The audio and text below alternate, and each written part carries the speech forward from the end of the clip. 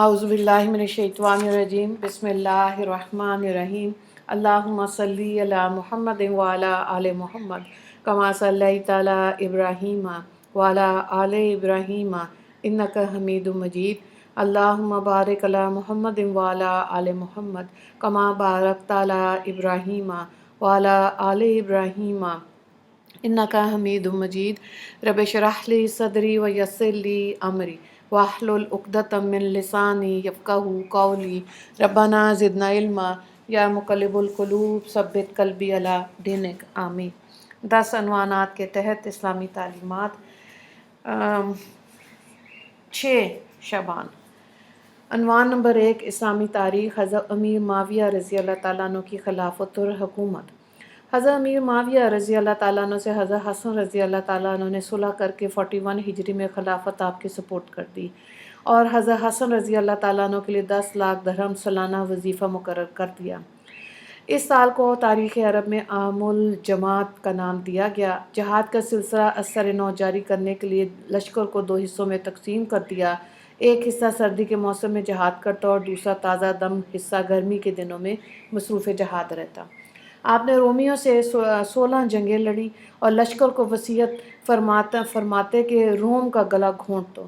اس کے دور خلافت میں بحری بیڑے کے ذریعے جزیرہ قبرص فتح ہوا، افریقہ اور روم کے کچھ قلعے فتح ہوئے، جنگ سجستان کے ذریعے سندھ کا کچھ حصہ مسلمانوں کے قبضے میں آیا، ملک سوڈان اور کابل فتح ہوا اور مسلمان ہندوستان میں کندہ میل کے مقام تک پہنچے۔ افریقہ میں سوڈان تک اسلامی پرچم لہرا دیا۔ نہر جیوان کو پار کرتے ہوئے بخارا اور سمرقند کو فتح کیا۔ آپ نے قسطنطنیہ پر زبردست لشکر روانہ کیا۔ یہی وہ غزوہ ہے جس میں شرکت کرنے والوں کی مغفرت کی پیشن گوئی اللہ کے رسول صلی اللہ علیہ وآلہ وسلم نے دی تھی۔ حضرت امیر معاویہ رضی اللہ تعالیٰ عنہ نے ایک کامیاب حکمران کی حیثیت سے بحری فوج تیار کی، مصر اور شام کے ساحلی علاقوں میں جہاز سازی کے کارخانے قائم کیے، 1700 جنگی جہاز رومیوں کے مقابلہ کرنے کے لیے تیار کرائے۔ اس کے علاوہ اور بہت سارے کارنامے انجام دیے جو تاریخ کے صفحات میں موجود ہیں۔ عنوان نمبر 2، حضور صلی اللہ علیہ وآلہ وسلم کا معجزہ، اس امت کے بارے میں پیشن گوئی۔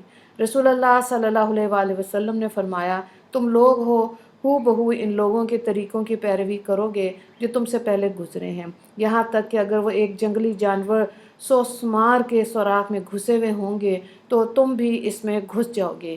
لوگوں نے عرض کیا، یا رسول اللہ، پہلے آدمیوں سے یہود و نصارہ مراد ہیں۔ رسول اللہ صلی اللہ علیہ وآلہ وسلم نے فرمایا، اور کون؟ بخاری کی روایت ہے۔ حضرت ابو سعید خدری رضی اللہ تعالیٰ عنہ اس کے راوی ہیں۔ مفہوم یہ ہے کہ آج ہم لوگ یہود و نصارہ کی کتنی پیروی کر رہے ہیں یہ کسی کو بتانے کی ضرورت نہیں، امت کے حوالے سے بالکل صاف ظاہر ہے۔ عنوان نمبر 3، ایک فرض کے بارے میں، اللہ ہی مدد کرنے والے ہیں۔ قرآن میں اللہ تعالیٰ فرماتا ہے، اللہ تعالیٰ ہی زندگی اور موت دیتا ہے، اللہ تعالیٰ کے علاوہ کوئی کام بنانے والا اور مدد کرنے والا نہیں۔ سورہ توبہ آیت نمبر 116۔ مفہوم یہ ہے کہ ان باتوں پر ایمان لانا ہر ایک مسلمان کے لیے فرض ہے۔ عنوان نمبر 4، ایک سنت کے بارے میں، گھر سے نکلتے وقت کی دعا۔ رسول اللہ صلی اللہ علیہ وآلہ وسلم نے فرمایا، جو شخص اپنے گھر سے نکلتے وقت یہ دعا پڑھے تو اس سے کہا جاتا ہے ہر چیز کے شر سے تیری حفاظت کر دی گئی اور شیطان اس سے دور بھاگ جاتا ہے۔ دعا یہ ہے، بسم اللہ توکلت علی اللہ لا حول ولا قوت الا باللہ۔ مفہوم یہ ہے کہ میں اللہ کا نام لے کر اور اسی پر بھروسہ کرتے ہوئے گھر سے نکلتا ہوں۔ نیک کام کرنے کی قوت اور گناہوں سے بچنے کی طاقت اللہ ہی کی طرف سے ہے۔ ترمذی کی روایت ہے۔ حضرت انس رضی اللہ تعالیٰ عنہ اس کے راوی ہیں۔ عنوان نمبر 5، ایک اہم عمل کی فضیلت، یتیم کی پرورش کرنے والا۔ رسول اللہ صلی اللہ علیہ وآلہ وسلم نے فرمایا، میں اور یتیم کی پرورش کرنے والا جنت میں اس طرح ہوں گے۔ آپ صلی اللہ علیہ وآلہ وسلم نے اپنی شہادت اور بیچ کی انگلی سے اشارہ کر کے فرمایا، یعنی جس طرح یہ دونوں انگلیاں قریب قریب ہیں اسی طرح میں اور اس یتیم کی پرورش کرنے والا دونوں قریب ہوں گے۔ بخاری کی روایت ہے۔ حضرت سہیل بن سعد رضی اللہ تعالیٰ عنہ اس کے راوی ہیں۔ عنوان نمبر 6، گناہ کے بارے میں، بخل و کنجوسی کرنا۔ قرآن میں اللہ تعالیٰ فرماتا ہے جو لوگ خود بھی کنجوسی کرتے ہیں اور دوسروں کو بھی کنجوسی کرنا سکھاتے ہیں اور جو کچھ اللہ تعالیٰ نے اپنے فضل سے ان کو دیا اس کو چھپاتے ہیں اور ہم نے ایسے نافرمانوں کے لیے ذلیل کرنے والا عذاب تیار کر رکھا ہے۔ سورہ نساء آیت نمبر 37۔ عنوان نمبر 7 دنیا کے بارے میں، دنیا کی چیزیں یہیں رہ جائیں گی۔ قرآن میں اللہ تعالیٰ فرماتا ہے دنیا کی یہ ساری چیزیں دنیاوی زندگی میں ہی برتنے کے لیے ہیں، آخرت میں یہ سب کام نہیں آئیں گے، اور آخرت کی جو نعمتیں آپ کے رب کے پاس ہیں وہ پرہیزگار دین پر چلنے والوں کے ساتھ خاص ہیں۔ سورہ زخرف آیت نمبر 35۔ عنوان نمبر 8 آخرت کے بارے میں، قیامت میں لوگ کہاں ہوں گے؟ ام المومنین حضرت عائشہ رضی اللہ تعالیٰ عنہ نے رسول اللہ صلی اللہ علیہ وآلہ وسلم سے دریافت کیا جس دن پہلی مرتبہ سور پھونکنے سے سب زمین اور آسمان ٹوٹ پھوٹ جائیں گے پھر دوبارہ بنائے جائیں گے تو اس دن لوگ کہاں ہوں گے؟ رسول اللہ صلی اللہ علیہ وآلہ وسلم نے فرمایا پلسرات پر ہوں گے۔ مسلم کی روایت ہے۔ عنوان نمبر 9 طب نبوی سے علاج، تلبینہ سے علاج۔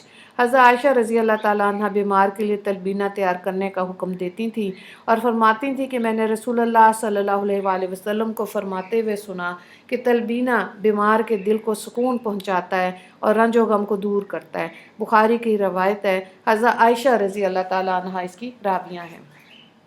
مفہوم یہ ہے کہ جو کو کوٹ کر دودھ میں پکانے کے بعد مٹھاس کے لیے اس میں شہد ڈالا جائے جسے تلبینہ کہتے ہیں۔ طب نبوی۔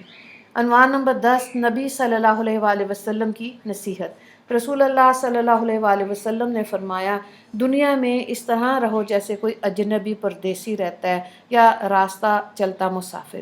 بخاری کی روایت ہے۔ ابن عمر رضی اللہ تعالیٰ عنہ اس کے راوی ہیں۔ وآخر دعوانا ان الحمد للہ رب العالمین۔